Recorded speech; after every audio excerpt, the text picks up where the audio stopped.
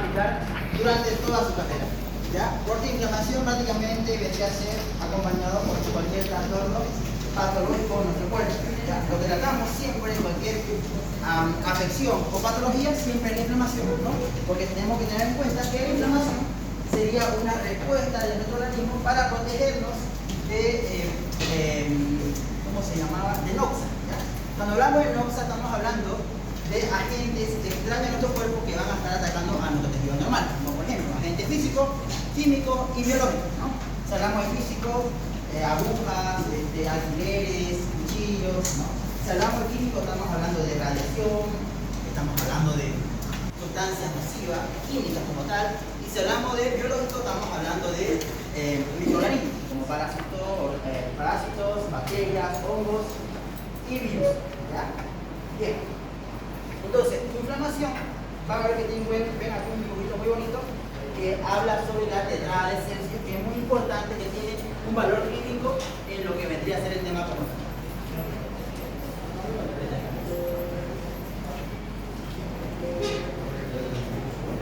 Bien, vamos a ver el concepto como tal de inflamación.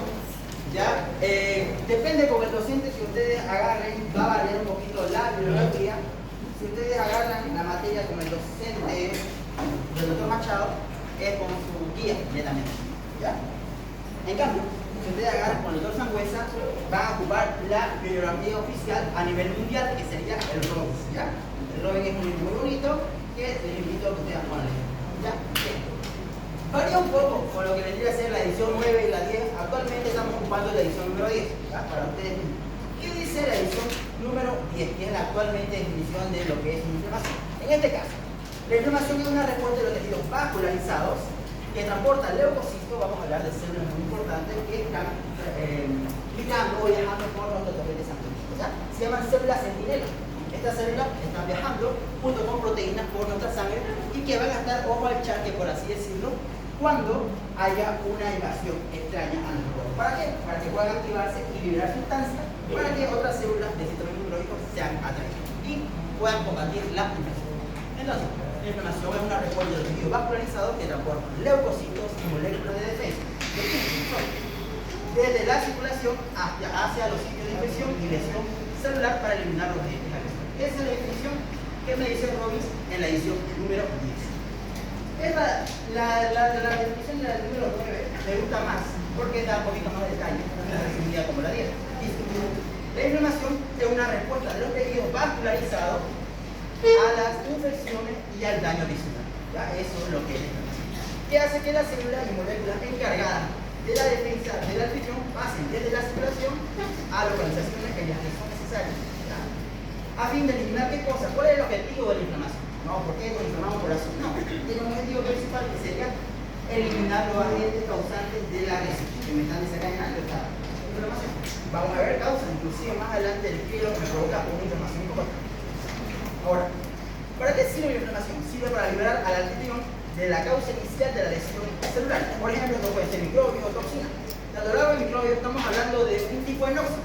¿A qué tipo de noxa pertenece? ¿Físico, químico o biológico? Muy bien, biológico. ¿Cuáles eran las noxas de tipo biológico? Parásitos. Muy bien, bacterias, parásitos, todo eso van a mantener muy bien en bacteriología. ¿Ya? Se relaciona tanto la patología, bacteriología, fisiología y biología. Pero van a ver que tiene más relación con físico-químico. ¿Ya?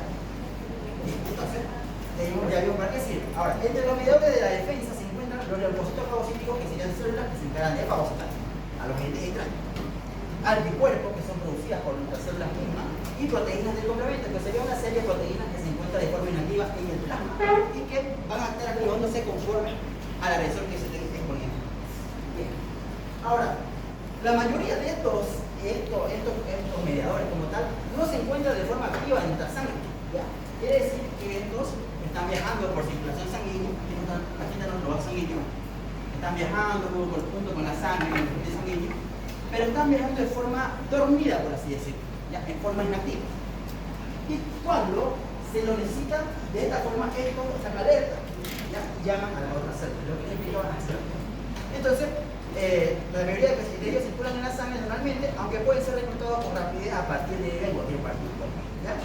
Ahora, el sufijo itis, yo sé que ustedes van a escuchar faringitis, meningitis, otitis, sinusitis, ¿ya? Entre otras cosas. Todo el sufijo itis se denomina una inflamación de un órgano como la apendicitis, la conjuntivitis y la meningitis. Si hablamos de la apendicitis, ¿qué estamos hablando? ¿Qué está inflamado? El apéndice, muy bien. Y si hablamos de la conjuntivitis y la conjuntiva, ¿no? En este caso del ojo, y la meningitis y la meningitis. Bien, ahora, la reacción inflamatoria típica se desarrolla a través de una serie de pasos secuenciales. La inflamación no va a ir a darse como tal, sino que va a ir paso por paso a desarrollarse. ¿Ya? Hay agentes y hay características muy importantes. Primero, lo que pasa en nuestro cuerpo va a haber un reconocimiento, la gente no siente. ¿Ya? Vamos a ver el chicle que está causando esa reacción inflamatoria. Ya eso hace referencia. Y es el estímulo inicial que desencadena la inflamación. Las células implicadas en la inflamación están equipadas de receptores que reconocen productos microbianos y sustancias liberadas para celulares. O sea, estas células están ahí en el sitio de lesión, se llaman células centinela, tienen sus receptores, sustancias que liberan para que puedan reconocer a sí mismos como receptores a las sustancias extrañas y puedan liberar sustancias quimiotácticas para atraer otras células al sitio de lesión. ¿Ya? Bien, ahora, reclutamiento de leucocitos y proteínas plasmáticas en los tejidos. Generalmente, cuando nos hacemos una lesión, tenemos que tomar bien en cuenta las capas de la piel. ¿Ya? Tenemos la epidermis, tenemos la dermis, la hipodermis, tejido celular subcutáneo como tal, la fase de los músculos y aquí viene el vaso sanguíneo. ¿No? Generalmente las lesiones dañan al vaso o se limitan a cualquier parte del tejido. ¿Ya? Entonces a partir de ahí se desarrolla una reacción inflamatoria. Ahora, la eliminación del estímulo para la inflamación depende principalmente de las células fagocíticas. Si esta célula hace un trabajo como tal excelente, todo good, van a fagocitar el agente extraño, se termina la inflamación. Pero hay casos donde estas células no son capaces de fagocitar y es ahí donde se extiende el proceso inflamatorio. Cuando hablamos de inflamación, este proceso como tal, claro que sí, daña y mata a lo que está causando la inflamación, pero al mismo tiempo está lesionando a nuestras propias células. Por ende, la inflamación es costo-beneficio, ¿no? No puede dañar, pero no beneficia de alguna forma. Entonces, la eliminación o el estímulo como tal va a terminar cuando hayamos acabado o cuando esta célula haya acabado con el agente extraño o agresor. Que dijimos que puede ser cualquier cosa, ¿no? Biológico, químico y celular. Entonces, la regulación de la respuesta es importante, perdón, quedamos aquí, ¿no? Entonces va a depender de las células fagocitivas que digieren y destruyen los microbios de la célula. Ahora, la regulación de esta respuesta, como está regulada, es importante para la terminación de la reacción cuando ha cumplido su propósito. O sea, ya cumplieron la función de eliminar el agente extraño, entonces se termina la reacción inflamatoria. Ahora, una vez que ya se terminó el agente extraño, toda esta lesión, entonces el tejido quedó dañado, quedó lesionado en todas sus capas, en todas las partes del tejido. Entonces tiene que iniciarse un proceso que se llama reparación. ¿Ya? Es ahí donde el tejido empieza su cicatrización normal. Consiste en una serie de procesos que curan al tejido dañado. El tejido lesionado reemplazado gracias a la regeneración de las células supervivientes y el relleno de los defectos residuales con el tejido conjuntivo, y esto lo llamamos como cicatrización. Entonces, este es el paso como tal de cómo se da una reacción inflamatoria típica. Todos estos pasos suceden en simultáneo en su organismo. ¿Ya? Es muy importante esto. No se olviden eso.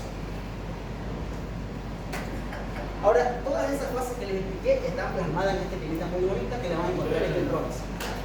Dice, es la secuencia de episodios de una reacción inflamatoria típica. ¿Ya? Las células seminales de los tejidos, que son macrófagos, células dendríticas y otros tipos celulares que están siempre viajando por nuestro organismo, reconocen a los microbios y a las células dañadas y liberan mediadores, sustancias quimiotácticas para atraer otras células o asimismo para provocar cambios en los vasos sanguíneos. ¿Ya? Por eso dice que en la inflamación aguda hay una fase vascular que depende de los vasos sanguíneos y una fase celular que depende de nuestro sistema inmunológico. Y a la última, una etapa tercera que se añade, que es la fagocitación. Pero no está todo aquí. Entonces aquí estamos viendo las células centinela, las células de centro, células dendríticas, el mastocito, estos están en el sitio de la lesión como tal, y de igual forma pueden estar viajando otras células como tal en el vaso sanguíneo en forma inactiva y se activan para poder activarse. Y el monocito puede convertirse en macrófago, ¿no? Y esta tiene capacidad de fagocitar. Aquí aquí están muy granulocitos y otras proteínas. Lo que le utilizan son las proteínas del sistema de complementos, son proteínas nativas, que están en el plasma y se van a activar cuando sea necesario para eliminar que la gente extrae. ¿Bien? Ahora, propiedades fundamentales de la inflamación. Ahora, los componentes de la respuesta inflamatoria, dijimos que los principales encargados como tal que van a estar mediando esta reacción inflamatoria son los vasos sanguíneos, ¿ya? Que sufren fenómenos vasculares, y los leucocitos. ¿Ya? Dicen, ¿no? Los principales participantes de la reacción inflamatoria en los tejidos son los vasos sanguíneos y los leucocitos. ¿Bien? Ahora, consecuencias nocivas de la inflamación. Es muy importante. Las reacciones inflamatorias de protección frente a las infecciones van a menudo acompañadas de daño a los tejidos. O sea, tanto la reacción inflamatoria de daño, ¿ya? Que está dando los microorganismos de daño, como la de protección, de igual forma dañan a nuestros tejidos. Por eso quiero que sepan muy bien que es muy importante que la inflamación es costo-beneficio y todos lo vivimos en un momento cuando se altera la homeostasis. Bien, entonces, dice, compañías de daño del tejido locales que asocian a signos y síntomas. Vamos a ver que en la inflamación hay cuatro signos cardinales muy importantes que están relacionados fisiopatológicamente con los cambios vasculares, ¿ya? Que sería el dolor, rubor, tumor y calor. Ahora, inflamación local y sistémica, ¿ya? Cuando hablamos de inflamación, el proceso inflamatorio puede estar localizado en una parte, ¿ya? En una parte como tal, en cualquier parte, el miembro inferior, el tejido circulatorio, y puede haber otro proceso que cuando es inflamación localizada, que está, por ejemplo, ustedes hacen una herida en la piel, ¿ya? La localización de la inflamación está en el miembro inferior. Pero por algunos procesos tal vez hereditario o porque no se cuidó bien contra esa persona, ese foco inflamatorio se infecta. Hay una sobreinfección y esto hace que avance. Y ya no va a ser un proceso inflamatorio local, va a ser un proceso inflamatorio sistémico, ¿ya? Es aquí donde voy a escuchar la palabra sepsis. ¿Alguien escuchó o ha escuchado de sepsis? Sí. ¿Alguien puede decir qué es sepsis? Por favor.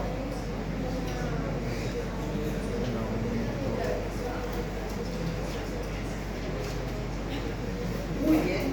Otro nombre de la sepsis también se llama SIRS, síndrome de respuesta inflamatoria sistémica, ¿ya? Que es un proceso cuando la inflamación ya es generalizada, ¿ya?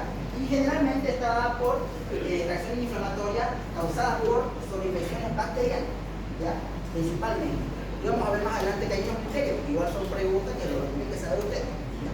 Entonces, decimos que puede ser local, que se localiza o sistémica cuando se propaga, ¿ya? Ahora, hay mediadores de la inflamación. Estos mediadores son liberados por nuestras propias células o por toxinas bacterianas liberadas por alguna bacteria, ¿ya? Entonces, estos mediadores los liberamos tanto nosotros como nuestras células, ¿ya? Bien, entonces dice, las reacciones vasculares y celulares de inflamación son desencadenadas por factores solubles producidos por diversas células o derivados de proteínas plasmáticas y son generadas o activadas en respuesta a un estímulo inflamatorio. Aquí hay un esquemita muy bonito de cómo son algunos trastornos agudos y cómo son algunos trastornos crónicos. ¿Ya? Esto lo van a encontrar en el Bronx, ¿ya? Cuando hablamos de trastornos agudos, vamos a encontrar uno que se llama síndrome de dificultad respiratoria. ¿Qué tipo de célula va a estar implicado en esta lesión? Los neutrófilos. Cuando hay un proceso inflamatorio, ¿cuál es la primera célula en llegar al foco inflamatorio? ¿Alguien sabe? Los neutrófilos. Muy bien, los neutrófilos son los primerismos, digamos. Entonces, ustedes, supongamos, tienen ciudad hoy y se tienen como una espina y tenemos el tejido de la voz sanguínea.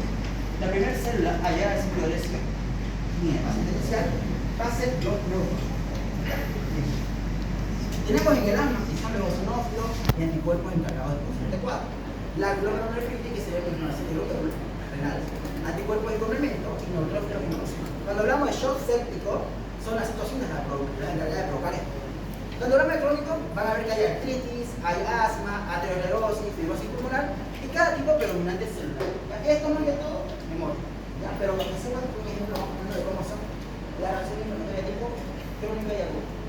Bien, lo que les decía, este tema es muy importante, le va a servir para toda su carrera, lo van a ver en semiología, lo van a ver en fisiopatología, lo van a ver en medicina interna y lo van a ver en interna. ¿Ya? ¿Por qué? Porque cuando ustedes ven todo más criterio de esto, van a tomar en cuenta que el paciente puede ser que esté entrando en un cuadro de sepsis, ¿ya? Que dijimos que es una respuesta inflamatoria sistémica, que es causado principalmente por qué? Microorganismos, por la bacteria, ¿ya? Por la bacteria. Cuando avancen en infectología, van a decir que la principal complicación de la neumonía es una sepsis. ¿Sí? ¿Ya? Cuando hay neumonía no curada, hay lesión de tejido pulmonar y la célula que estaba, la bacteria que estaba implicada en esto, migra por vía sanguínea y provoca un cuadro denominado sepsis. Entonces, cuando hablamos de decir, o también sepsis, relación con lo mismo. ¿Ya? Entonces tenemos la temperatura, va a ser menor mayor a 38 grados centígrados o menor a 36 grados centígrados. Ese sería un criterio. Otro criterio sería que la frecuencia respiratoria sea mayor a 20 por minuto o presión parcial de dióxido de carbono menor a 22 milímetros de mercurio. También lo van a encontrar como frecuencia respiratoria o como taquígrafo. Frecuencia cardíaca, o también lo van a encontrar como taquicardia, es mayor a 90 latidos por minuto. Y cuando hablamos de cuento de glóbulos blancos, o también llamado leucocitosis, va a ser mayor a 12.000 por mililitro cúbico o menor a 4.000 por mililitro cúbico. ¿Ya? Esos serían los criterios. Muy importante, no toda infección me va a desarrollar sepsis. ¿Ya? Entonces, ¿cómo establezco el diagnóstico de UCI? Por 2 o más criterios. Si tiene 2 o 3. ¿Ya? Si tiene los 4, pues obviamente no. Bien. Ahora, aquí esto es un mecanismo que me parece interesante. Esto lo voy a hacer con el doctor Machado. Es prácticamente cómo son las fases de la inflamación aguda. En esta parte. ¿Ya? Dice que la inflamación aguda se va de tres fases. Una, que es la respuesta inflamatoria inmediata, ¿ya? Que lo vasos sanguíneos como tal. Acción de mediadores químicos, los vasos sanguíneos, y las células liberan mediadores que van a provocar cambios, ¿ya? Cambios en los vasos sanguíneos, ya sea vasodilatación o vasoconstricción. Y cronificación o reparación de los tejidos. ¿Ya? Que cuando esa lesión no se está erradicando, entonces va a seguir prolongando el foco inflamatorio o el proceso inflamatorio y va a llegar a que se cronifique. En cambio, si se elimina y se erradica el agente o la lesión, el agente que esté provocando la lesión o la inflamación, se va a dar una reparación de tejido. Lo que es ese. Bien, aquí les presento los principales mediadores químicos que van a estar provocando acción como tal en nuestro cuerpo a nivel sistémico como en los vasos sanguíneos. Importante, vasoconstricción y vasodilatación, que son los principales cambios a nivel de la luz de los vasos que median la inflamación. Cuando hablamos de vasoconstricción, tenemos sustancias o principales mediadores como la endotelina, el tromboxano 2, ya que el tromboxano 2 es derivado de la cascada de inflamación, ya que lo van a aprender igual, prostaglandina, el óxido nítrico y la histamina. Cuando hablamos de aumento de la permeabilidad vascular, estamos hablando que estas sustancias como tal van a provocar que el vaso sanguíneo tenga pequeños poros, pequeños espacios entre las células endoteliales, ¿no? Eso va a provocar que las sustancias que están dentro, ya las sustancias como tal, o células, como el leucocito o alguna plaqueta, pueden atravesar a través de las células endoteliales, ¿ya? Y puedan pasar al sitio de lesión. ¿Ya? Es muy importante eso. Entonces, ¿qué me provoca aumento de la permeabilidad vascular? La histamina. ¿Ya? Por eso es que cuando ustedes comen, por ejemplo, queso, vino, marisco, pescado, ¿ya? Más aún si estos mariscos son congelados, tienen una alta concentración de histamina, ¿ya? Entonces, al haber alta concentración de histamina en el alimento, ustedes lo consumen, van a provocar que su mastocito, que es una célula, ya saben ustedes por etología que es el mastocito, ¿no? Entonces se desestabilice y libere muchas sustancias, entre ellas la histamina. ¿Y la histamina qué provoca? Provoca aumento de la permeabilidad vascular, va a salir líquido, plasmático, células y todo, sale todo, eso es un tipo de edema, ¿no? La persona entonces se hincha. Y con ende va a haber también provoca, aparte de aumento de la permeabilidad vascular, provoca vasodilatación, o sea que el vaso sanguíneo se dilate y por ende tenga más capacidad de sangre en el vaso. Por eso que se vuelve rojizo. Y es por eso que estas personas que son alérgicas a los mariscos se hinchan y se vuelven rojos. ¿Por qué? Porque hay aumento de la permeabilidad vascular y aumento del flujo sanguíneo por la vasodilatación. ¿Por quién? Por la histamina. ¿Ya? Por qué alimentos que les dije, queso, vino, marisco, ¿ya? Y todo marisco que esté congelado. Provoca una reacción inflamatoria. Incluso las personas pueden llegar a desencadenar shock seco. ¿Ya? Muy importante. Ahora, la quimiotaxia y el reclutamiento en la leucocitos y activación que lo provoca el factor de necrosis tumoral y de leucina 1, estos dos siempre lo van a encontrar en cualquier proceso inflamatorio. Ya, por eso es que no se siente ese mismo. Porque siempre que haya algo, ustedes tienen que estar implicados. Porque estos son los principales que van a estar en casi todas las reacciones inflamatorias. Tanto el factor de necrosis tumoral como la interleucina tipo 1. ¿Ya? E igual hay producto bacteriano, como PTON perdón. Y la fiebre, ¿quién me lo produce? El factor de necrosis tumoral, la interleucina 1, como le dije, ¿no? Que está en todo estado. Y la prostaglandina. La prostaglandina tiene mayor importancia en el dolor. El dolor. La prostaglandina es. ¿Alguien sabe más o menos por qué? A ver, ¿alguien sabe más o menos cómo va la cascada de inflamación, chicos?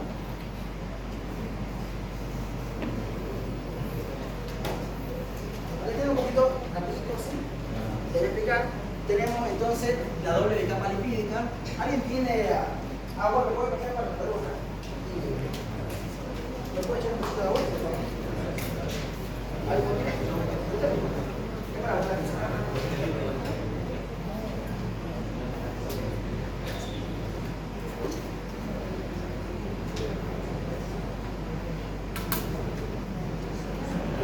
Las prostaglandinas son unas sustancias de gran actividad biológica que, claro que sí, la familia del grupo 2 es proinflamatoria, produce dolor. Ya cuando las mujeres tienen su dolor menstrual, ¿quién lo está provocando? La prostaglandina. Por eso es que las mujeres vamos a tomar un Actifen, ¿no? Que tiene aspirina, ¿ya? Y el mecanismo de acción de la aspirina es inhibir la ciclooxigenasa. La ciclooxigenasa sería una parte de la inflamación que me da como resultado final tres moléculas muy importantes, otras sustancias que son los tromboxanos, los leucotrienos, perdón, tromboxanos, la prostaciclina y la prostaglandina, que son las que producen el dolor. ¿Ya? La quiero explicar un poquito, me parece. Bien, entonces empezamos desde arriba. Vamos a la membrana, como tal, capa lipídica. Tenemos aquí los fosfolípidos. ¿Qué dijimos que puede dañar la célula? Las noxas, ¿no? Las noxas pueden ser de tipo químico, físico, biológico. Cualquiera de estos tres me van a dañar la membrana como tal. Eso me va a provocar que se active una serie y me se libere una enzima muy importante que se llama la fosfolipasa 2. Fosfolipasa 2. Esta fosfolipasa 2 es una enzima muy importante que va a estar actuando sobre una sustancia inactiva que se llama ácido araquidónico. ¿Han escuchado? ¿Ya? Esta fosfolipasa 2 actúa sobre el ácido araquidónico y esta va a pillar dos vías. Una que es la vía principal, que es de la COX, que es también llamado ciclooxigenasa. Y una vía alterna, ¿ya? O accesoria, que se llama lipoxigenasa. Bien, ese es el camino que puede tomar el ácido araquidónico, depende de cómo actúe la fosfolipasa 2. A partir de esto de aquí, se liberan las sustancias que a nosotros nos importan y tienen un valor muy importante en la información. Cuando hablamos de ciclooxigenasa, me va a producir tres compuestos muy importantes. Uno, la prostaciclina, el tromboxano 2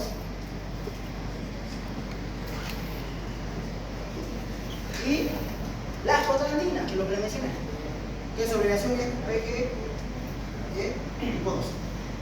¿Por qué ponen siempre tipo 2?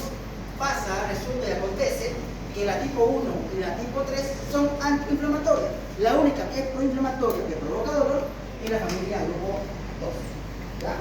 Entonces, lo que hacemos es muy bien. Cuando hablan de prostaglandina, siempre piensen que es la familia de tipo 2, no tipo 1 y 3, porque son antiinflamatorios. Entonces, ¿qué me produce la prostaglandina? Me produce dolor. El dolor que ustedes tienen en cualquier inflamación, cualquier proceso faringitis, me duele la garganta, es por la prostaglandina.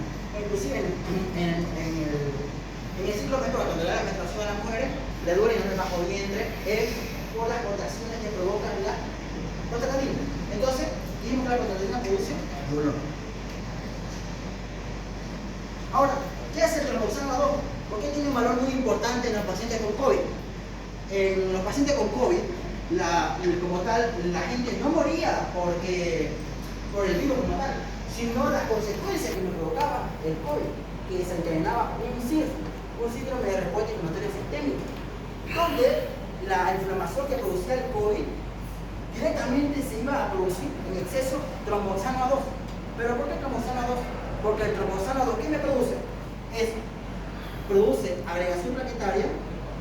En otras palabras, me produce trombos, provocaba trombos. produce vasoconstricción. Entonces, ¿qué produce el tromboxano 1 a 2? Produce agregación plaquetaria que termina en una trombosis, que es por lo cual morían los pacientes con COVID, morían por trombosis. Y lo que vendría a ser la vasoconstricción. Por ende, se reducía la luz del vaso sanguíneo y elevaba la presión arterial de estos pacientes con COVID. Miren, pacientes con COVID, haciendo trombo, vasoconstricción, la presión arterial por los cibeles. Entonces, estos pacientes no tenían un buen pronóstico. ¿Ya? Pero, así como hay agentes malos en nuestro cuerpo, hay agentes buenos. Entonces, todo tiene que tener equilibrio. Por eso dicen que el ser humano y la vida tiene que estar en homeostasis, regulando, ¿no? Aquí tenemos la prostaciclina. Entonces, la prostaciclina es lo único bueno, podemos decir, que es lo que produce la ciclooxigenasa. ¿Por qué? Porque esta producía agregación plaquetaria, esto produce lo contrario, inhibe la agregación plaquetaria. ¿Ya? Es inhibición de la agregación plaquetaria. Y este producía vasoconstricción, este me va a producir vasodilatación.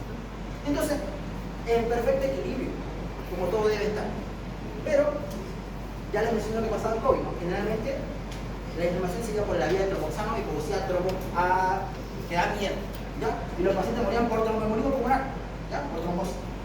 Ahora sí, pero la linfooxigenasa, ¿qué me produce?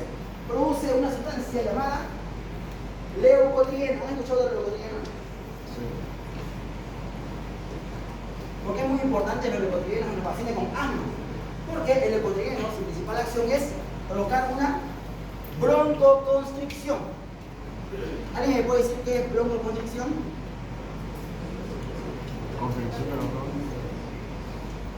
bronquios. Así como los vasos, ¿no? En los vasos hay vasoconstricción y hay vasodilatación. En los bronquios sucede lo mismo. Hay broncoconstricción, se reduce la luz, por ende pasa menos aire y menos hematosis. Y por ende disminuye, ¿no? Entonces, cuando hablamos de broncodilatación, el bronquio se hace más grande, por ende, más aire, más hematosis, paciente respira normal. Entonces, eso es lo que sucede con el leucotrieno. El leucotrieno produce broncoconstricción. Por eso es que el paciente con asma no se le puede dar un paracetamol o un aire, un paracetamol o un ibuprofeno, ¿ya? Porque saben que el ibuprofeno es antiinflamatorio, ¿no? Entonces, por ende, la lógica sería que el ibuprofeno me haga bien para los pacientes con asma. No, pasa, resulta que acontece, y claro, los AINES, que es un grupo de fármacos, se llama AINES, que es antiinflamatorio no esteroideo, ¿ya? Estos son los AINES. ¿Quiénes tenemos? El ibuprofeno, el ketorolaco, cuando le duele la muela, ¿cómo ustedes? Ketorolaco.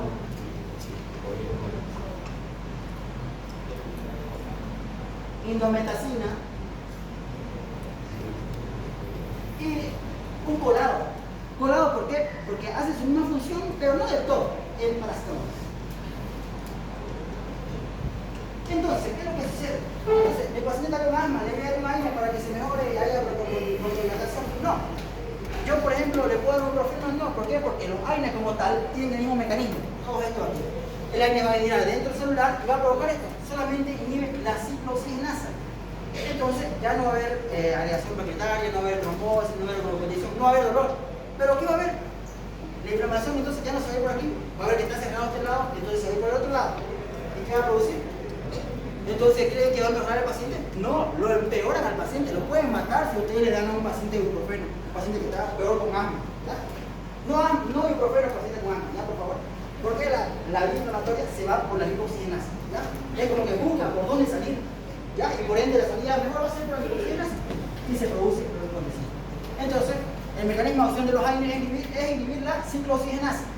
Inhibe la ciclooxigenasa, no hay dolor, no hay agregación plaquetaria, no hay vasoconstricción, por ende podríamos decir que baja la presión arterial hasta cierto punto, ¿ya? Entonces esta es la cascada de información, chicos, así es como funciona. Ahora hay otro grupo de fármacos, perdón si no mencioné para hablar, es que hay un grupo de fármacos que se llaman glucocorticoides, ¿han escuchado? Sí. Que son los antiinflamatorios más potentes que existen en nuestro mundo, en nuestro medio. ¿Cuál es su mecanismo de acción del glucocorticoide? Inhiben la cascada desde el inicio, desde que nace. Inhiben las fosfolipasa 2. Si no hay fosfolipasa 2, no hay inflamación. Así de sencillo. ¿Ya? Por eso los pacientes con COVID que están internados en terapia intensiva, antiinflamación y plaquetaria. Para que no se produzca ni un proceso. ¿Ya? Eso es lo que hace los glucocorticoides. ¿Y qué grupo hay ahí? Prednisona, metilprednisona, dexametasona. Les menciono esto porque es muy importante relacionar los clínicos. ¿Ya? Yo siempre, si es que agarran conmigo, yo siempre voy a intentar que ustedes aprendan clínicamente y molecularmente. ¿Ya? Pero más nos interesa a nosotros que ustedes aprendan clínicamente. ¿Ya? Porque nosotros vamos a hacer médicos. No vamos a hacer bioquímico, no vamos a hacer médicos. ¿Ya? Bien. Entonces, eso es lo importante que traiga la información. ¿Alguna duda sobre la cascada de la información, chicos? Bueno. No entendí bien, digamos, cuál era el proceso. ¿Es un proceso, es como un ciclo? Es como un ciclo. Primero agarra, viene una noxa, cualquiera, químico, físico, biológico, lesiona lo que debería ser el polipio, la doble etapa penicilínica, y por ende se desarrolla una serie, así como infinita, ¿ya? Donde se libera a nivel celular una enzima que se llama copolipasa 2. Al mismo tiempo se libera una sustancia que se llama ácido quiónico, ¿ya? Que sería prácticamente una materia prima, que la copolipasa 2 actúa sobre el ácido quiónico para que se desarrolle esta dos vías, la ciclooxigenasa y la lipoxigenasa. Esto pasa generalmente, esto es inflamación, chicos. Esto es lo que ustedes dicen, ¿qué es inflamación? Esto es inflamación. Así es la inflamación, chicos. ¿Ya? Ahora, aquí que veamos molecularmente, paso por pasito, qué pasa con nosotros, pero se resume en esto. Esto es lo que sucede a nivel intracelular. Ya creo que se con esto muy bien. Entonces, la inflamación como tal, el proceso inflamatorio, busca dos vías. Entonces, por medio de la ácido quiónico, la ciclooxigenasa y la lipoxigenasa. Eso es lo normal. ¿Ya? Eso es muy importante. Eso termina. ¿Ya? Generalmente, actualmente, digamos, ahorita mismo, ustedes tienen una ciclooxigenasa fisiológica. ¿Ya? ¿Por qué fisiológica? Porque la prostaglandina a nivel gástrico inhibe la secreción gástrica. Es una protectora gástrica. Entonces tiene que haber prostaglandina en nuestro cuerpo. ¿Ya? Prostaglandina fisiológica. ¿Ya? Pero no le voy a complicar con eso. Quiero que sepan que esta es la cantidad de inflamación y que así funciona. ¿Ya? ¿Quedó claro, chicos? ¿Entendieron el último letra? ¿Qué me produce la lipoxigenasa de Gorren? ¿Me escucha? ¿Qué me produce la lipoxigenasa? ¿Nada? ¿Alguien sabe? Leucotrieno. ¿Y cuál es lo que produce? ¿Qué es lo que produce el leucotrieno? ¿Y le puedo dar un ibuprofeno a un paciente con asma? No. ¿Por qué? Porque solo inhibe la ciclooxigenasa. El proceso inflamatorio se va a ir por dónde? Lipoxigenasa, leucotrición y lo maté a mi paciente. ¿Ya? Así es. Para asma se da salbutamol. Entonces ya saben que produce fiebre, dolor o la depresión. Silencio, por favor, chicos. ¿Ya? Bien, ahora, ¿cuáles son las propiedades fundamentales de lo que vendría a ser lo que es lo mismo que le presento hacer? A ver. Vamos.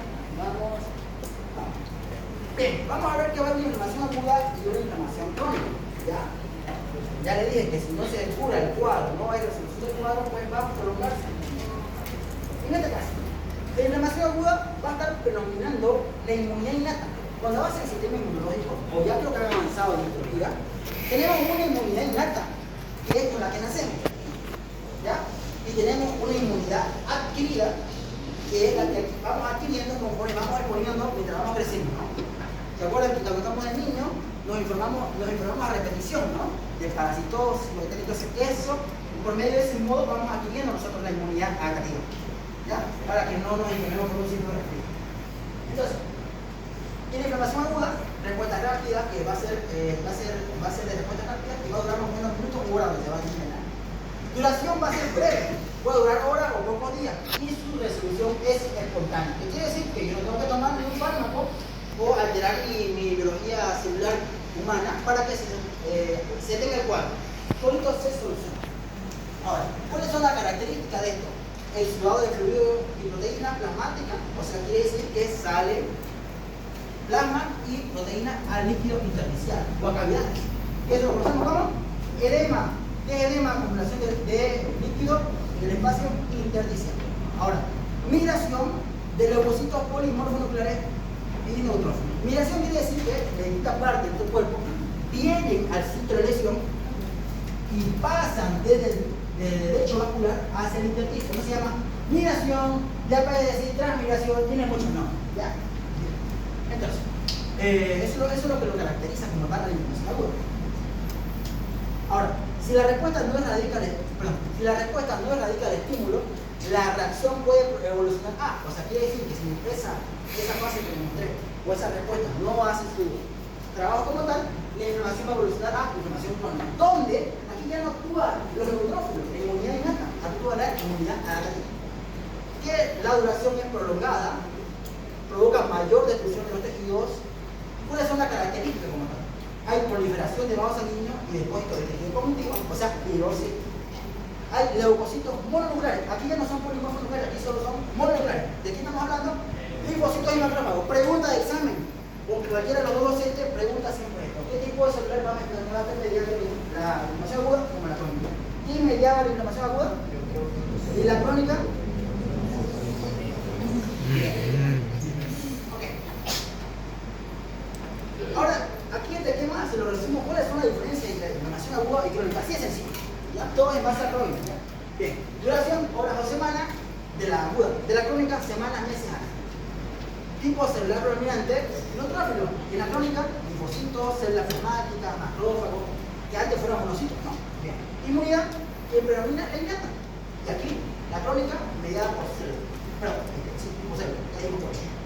Inicio es rápido, la crónica es la respuesta lenta. Claro, el proceso crónico no inicia como tal, sino va desarrollando brevemente, ¿no? Conforme no se relaciona el cuadro. Respuesta, reacciones de tejido ante la reacción inmediata, y aquí reacciones persistentes, o sea que lo que provoca la inflamación crónica es que hay un daño persistente y si no se erradica, pues va a evolucionar continuamente. La respuesta vascular, aquí es prominente y aquí va a ser menos importante. ¿Por qué prominente en la aguda? Porque cuando estamos frente a un proceso inflamatorio agudo, como tal, que vamos a ver más ahorita, es más predominante el vaso sanguíneo. ¿Por qué? Porque aquí estamos viendo que en este sitio de lesión hay un aumento de la permeabilidad, hay una vasodilatación y por ende hay mayor flujo sanguíneo y eso le da el color rojizo a la lesión. ¿Ya? Está hinchado, ¿por qué? Porque hubo aumento de la permeabilidad. ¿Cuál es la sustancia que provocaba aumento de permeabilidad y vasodilatación? Muy bien, la histamina, ya la hemos hablado hace rato. Muy importante eso.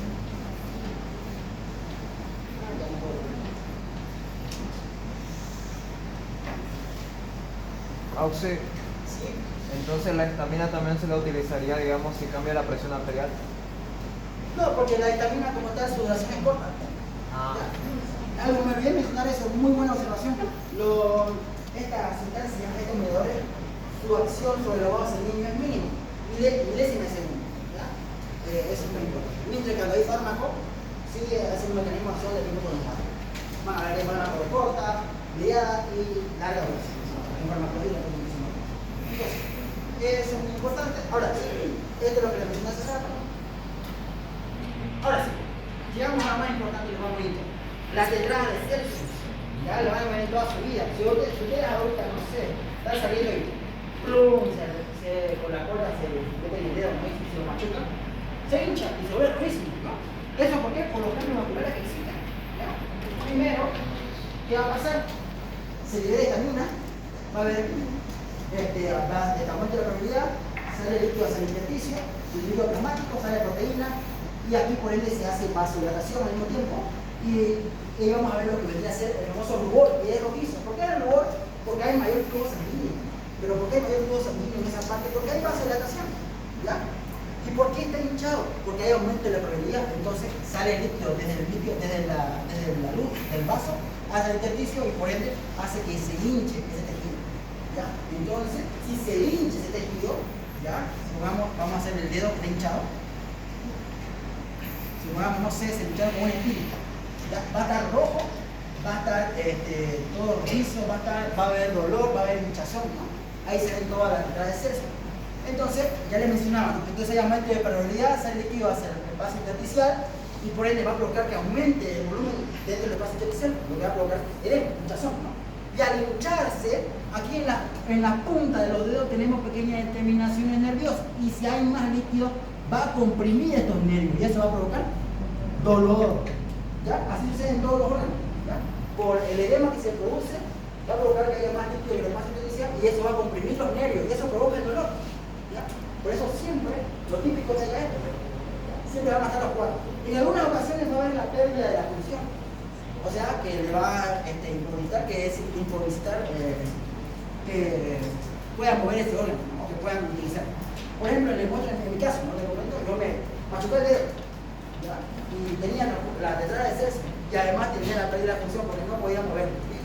Estaba vendado, no podía mover. Entonces, No siempre va a estar, pero por lo general está la pérdida de la presión. Ustedes tienen que ser el más rápido y movilización, o sea, pérdida de la presión. Ustedes saben entonces por qué hay rubor, por qué hay dolor, por qué hay tumor y por qué hay calor. Tumor es edema, calor es porque lo mismo. El calor, mientras más flujo sanguíneo haya, más sanguíneo como tal, más sangre, por ende va a estar más caliente. ¿Ya? Y aquí tenemos, ¿no? Rubor, edema, enrojecimiento, calor, tumor, indicación de edema, dolor. Quinto signo añadido por Big Shot, que es muy importante, es la pérdida de la presión, porque los otros son añadidos por Celsius. Ya lo que les mencionaba. Ahora, para esta inflamación, como tal sea aguda o sea crónica, hay causas. ¿Ya? No es porque así por así nomás, no. Va a haber infecciones bacterianas, víricas, públicas, parasitarias. Necrosis tisular, que va a ser isquemia, traumatismo, agresión física y química y lesiones térmicas, como quemaduras, o congelaciones, radiación, contrarias químicas. Hay dos tipos de quemaduras, ¿no? Por frío y por calor. Cuerpos extraños, astilla, lo que les mencionaba hace rato, suciedad, suturas, una mala sutura, ¿no? Reacciones inmunitarias, que es un tema muy importante, que lo van a ver en el tema número 5, donde las reacciones de hipersensibilidad se enumeran del 1 al 4, ¿ya? Y es por una reacción, es por una respuesta exagerada de nuestro sistema inmunológico. Ahí van a ver lupus, van a ver artritis reumatoidea, dermatitis de contacto, la famosa sarcoidosis, ¿no? ¿Cuáles son los componentes de inflamación aguda? Son tres. Primero, dilatación de pequeños vasos. Los pequeños vasos se van a dilatar y van a provocar ¿qué cosa? Aumento del flujo sanguíneo. Va a haber aumento de la permeabilidad vascular, que sería básicamente lo que le dije, ¿no? Que va a haber pequeños poros o espacios entre las células endoteliales para que pueda salir el líquido que está en el vaso sanguíneo hacia el intersticio. Migración del leucocito, acumulación en el foco de lesión y activación para eliminación de agente causal. O sea, ¿qué va a pasar?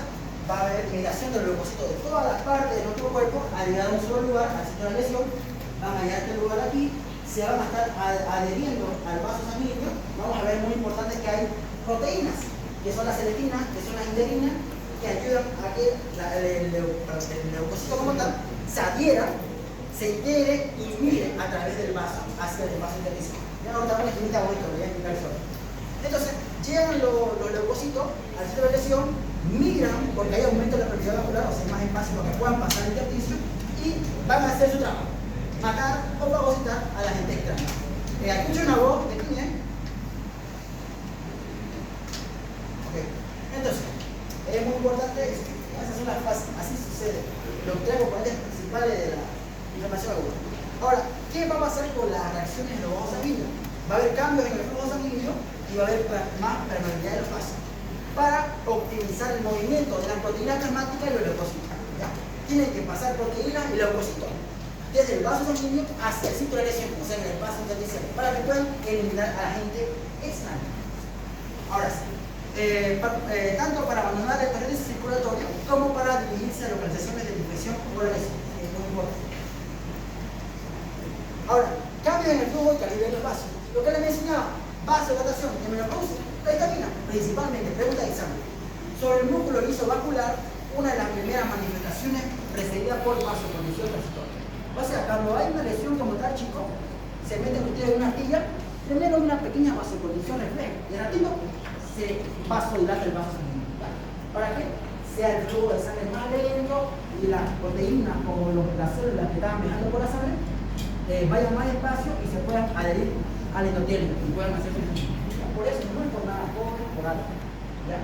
Bien, entonces, el resultado final, ¿qué va a ser de la vasodilatación? Flujo sanguíneo aumentado, calor y enrojecimiento. O sea, vamos a tener acá calor y rubor. Y eritema. Eritema sería la zona rojiza. Reduce la velocidad del flujo de la sangre con concentración de eritrocitos y aumenta la viscosidad. Eso es muy importante. Mientras más vasodilatación haya en su cuerpo, va a ser más viscosa la sangre. ¿Ya? Muy importante. Si tienen duda, por favor, háganme saber. O estoy yendo muy rápido. ¿Me están entendiendo? A ver, díganme quién me está entendiendo. Porque este es un tema muy bonito. ¿Ya? ROI, por si acaso, para que no digan que no, todo está en ROI. ¿Ya? Bien. ¿Cuál va a ser el resultado de esta vasodilatación? Va a haber éstasis. ¿Qué es éstasis? Que la sangre se vaya quedando lentamente en esa parte y vaya a provocar qué cosa. Estacionamiento de trocitos de movimiento lento en los pequeños vasos y aumento de la viscosidad de la sangre, lo que le decía por acá. Esto va a provocar qué cosa? Congestión. ¿Qué es congestión? Cuando la sangre se queda en alguna parte del cuerpo o algún tejido, se queda y se acumula. Como por ejemplo en la varices. Cuando hay varices, las vénulas las válvulas de las venas pues están funcionando mal, entonces la sangre empieza a quedarse y se congestiona, y eso es lo que ustedes pueden apreciar como varices. Entonces se congestiona, que la sangre se detenga. Bien, entonces, y después el nivel incrementado por la presión, corta eso. Ahora, ¿qué va a provocar el aumento de la permeabilidad intravascular? Extravasation, que salga del tubo sanguíneo hacia el intersticio, ¿no? Salida del líquido rico en proteína hacia el líquido extravascular. Se llama exudado. Concepto muy importante: exudado versus trasudado. Pregunta de examen, pregunta práctica con los sanguíneos. ¿Qué es exudado? ¿Qué es trasudado? Uno es rico en proteínas, otro es pobre en proteínas. Uno es rico en células, otro es pobre en células. Otro es rico en desechos celulares. ¿Ya? En este caso, el que es rico en proteínas, en desechos celulares, en células, es el exudado. Y este puede evolucionar en tipo purulento y se conoce como la pus. ¿Ya? La contracción de células endoteliales determina el incremento de los espacios interesendoteliales, que es el mecanismo más frecuente que usamos. ¿Sí? ¿Quién me produce esto? La vitamina, la varicina, los cotidianos. Bien. Se denomina respuesta transitoria inmediata entre los 15 y 30 minutos. Las vénulas capilares son las principales afectadas. No afectan a capilares y la extremidad anterior, solamente van a estar afectadas las vénulas postcapilares. Ahora, lesión endotelial provoca una necrosis celular por daño directo, adherencia de neutrófilos al endotelio. O sea, estamos viendo que viene el leucocito como tal y se va a estar adhiriendo, pegándose al endotelio. Ya vamos a ver ahorita. Transitosis, ¿ya? Que es el aumento del transporte de líquido y proteína a través de la célula endotelial, o sea, el paso de la luz del vaso sanguíneo hacia el endotelio se llama transitosis. ¿Qué cosa? Líquido y proteína. ¿Cuáles son las tres proteínas plasmáticas más importantes? Una era albúmina, globulinas y fibrinógeno. Recuerden muy bien que el paso o el control del tránsito de la sangre o los vasos sanguíneos está dado por dos presiones. ¿Qué presiones? Osmótica con los osmótica 2 y hidrostático. ¿Ya? Entonces es muy importante que sepan eso.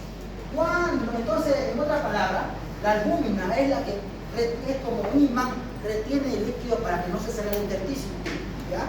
Y cuando hay un espacio abierto, la albúmina se va y con ella ¿qué se va a ir? El líquido, pero se produce edema.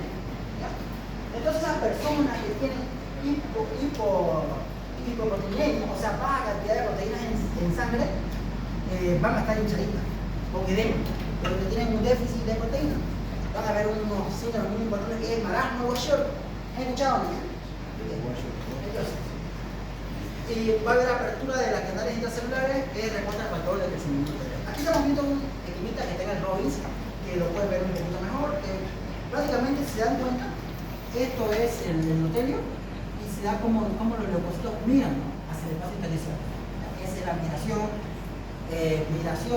diapesis y transmigración. Tiene tres nombres, ¿ya? Muy importante, ¿ya? Por si le preguntan, migración, transmigración o diapesis, es lo mismo, ¿ya? Bien. Y aquí la lesión anterior. Ahora sí, ¿qué es exudación? Exudado, muy importante. Exudación es la extravasation, o sea, salir del vaso hacia afuera, de líquido, proteínas y células sanguíneas del sistema vascular. Claro, porque si aumenta la permeabilidad del vaso, o sea, se hace más permeable, no solo va a salir líquido, también sale proteínas, sale todo lo que está en la sangre. Es muy importante. Bien, ¿hacia dónde viaja este líquido? Hacia el intersticio o las cavidades corporales. Ese es el concepto de exudación. Pero, ¿qué es el exudado? Esto es exudación y esto es exudado. No se olviden, distintos conceptos. ¿Qué es sudoración? O sea, el proceso y qué es como tal el componente del sudado. Líquido intravascular con concentración elevada de proteínas y abundantes restos celulares.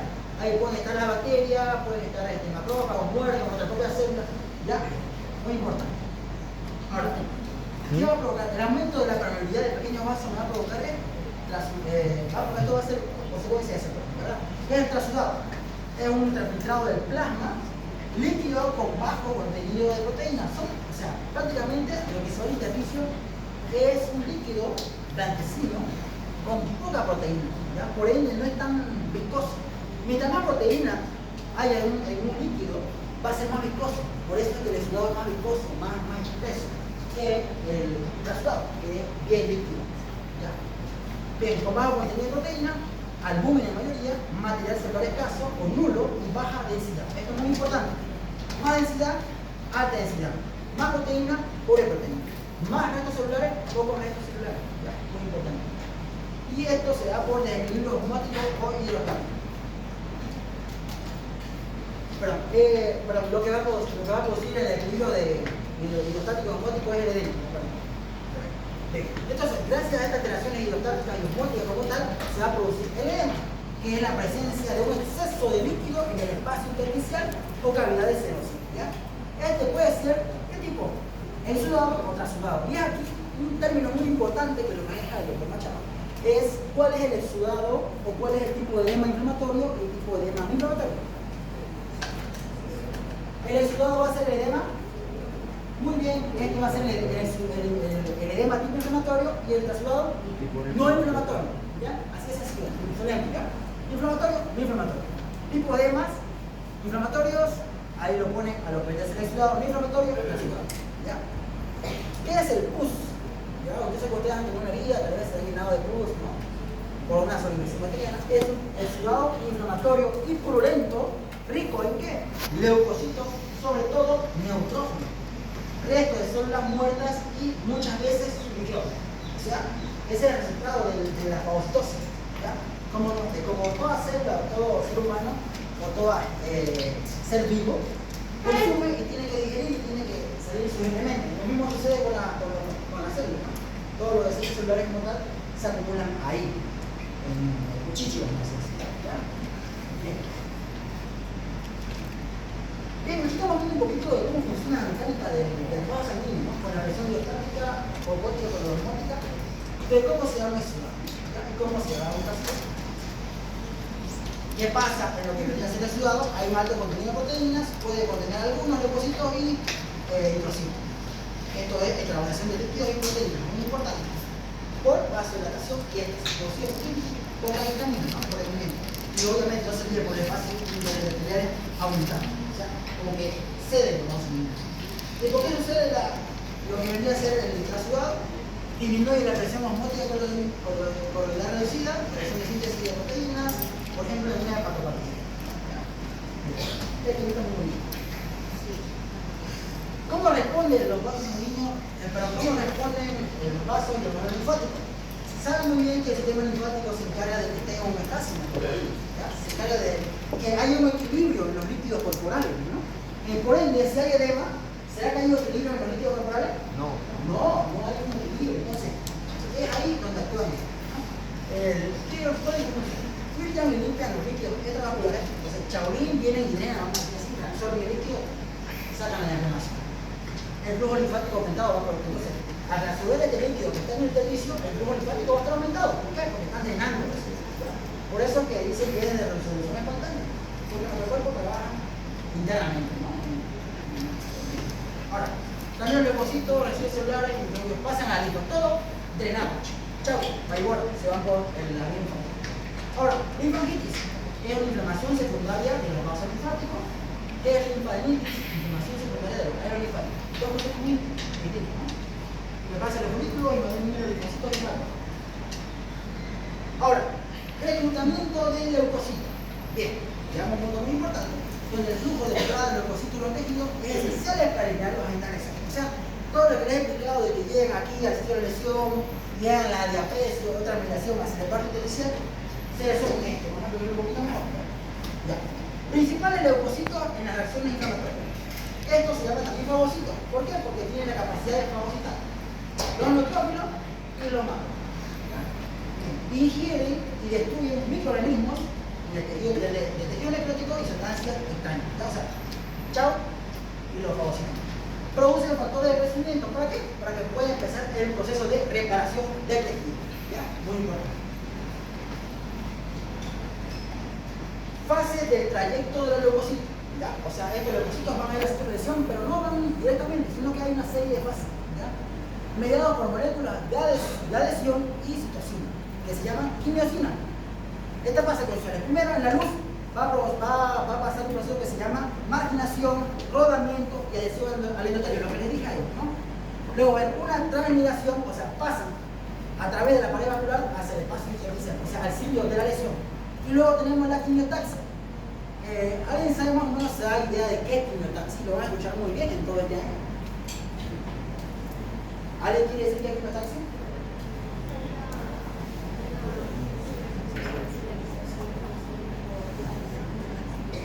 Muy bien. Es un proceso ya de señalización que puede ser tanto, o sea, aquí en el sitio de lesión, las células que nos están atacando, la bacteria, comen nuestro tejido y se defecan, vamos a decir así. Liberan toxinas y esas toxinas que liberaron, esas pequeñas partículas que liberan las bacterias, son sustancias quimiotácticas. Actúan como sustancias quimiotácticas. ¿Qué quiere decir? Que están en nuestro organismo y son como si fueran un imán. ¿Ya? Y atraen a todas nuestras células del sistema inmunitario. Eso es la quimiotaxia. Cabe resaltar, que tanto lo pueden producir los agentes extraños como las bacterias o parásitos virus, como lo pueden producir nuestras propias células del sistema inmunitario. ¿Ya? Muy importante. Es un proceso de señalización. Bien. Y este es el esquemita que le decía. Esto es lo que sucede cuando se mide. Hay rodamiento, activación de integrina, quimiosina, adhesión y estado. Entonces agarra, viene el leucocito, empieza poco a poco a acercarse al endotelio vascular y empieza por medio de la ceretina, ¿no? Empieza a adherirse por medio del ciprotolucano aquí en el endotelio y gracias a las integrinas se integran como tal al endotelio. Y empieza el proceso de rodamiento y va rodeando hasta que llega un punto donde llega un poro, ya un espacio interendotelial donde hacia al sitio de lesión, o sea, al intersticio. ¿Quedó claro eso, no, chicos? Este tema es muy bonito, ¿ya? Y van a ver en fisiopatología, ¿ya? Si llevan por el doctor Aguilar o el doctor Dorado, les va a preguntar esto. Este que me definió. Rolling Stone también se llama aquí. Marginación, rodamiento, adhesión. ¿Qué hora es? 11:40. ¿Todo claro hasta aquí? Sí. ¿Un descansito? Sí. Ya, no se muevan, pero aquí. Quieren que les voy a explicar. El tema es larguito, o sea, no le voy a decir así, no, tengo que explicarle todo a detalle, ¿ya? Porque la relación es un tema muy bonito y tienen que saberlo así. Así molecular, del por qué ustedes tienen dolor, del por qué tienen ustedes fiebre, del por qué ustedes están hinchados, lo aprenden con el doctor Machado. Ahora, si ustedes quieren saber la clínica, que es lo que les interesa a los médicos, ¿ya? Pueden agarrar con el doctor Machado. El más clínico, síndrome, patología, ¿ya? Mientras que con el doctor Sanibes es más molecular, ¿ya? Esa es la diferencia, si me preguntan, la diferencia entre el doctor Machado y el doctor Sanibes, ¿ya? No importa cuál docente que ustedes agarren, el conocimiento ustedes lo adquieren leyendo, ¿ya? Muy importante, ¿ya? El docente está para apoyarlos, guiarlos en su proceso de enseñanza, pero quien decide saber más, aprender más como se debe, ¿ya? O conocer más es usted, ¿ya? Así que cualquiera que quiera ser auxiliar puede hacerlo, solo es estudiar, ¿ya? Y sacar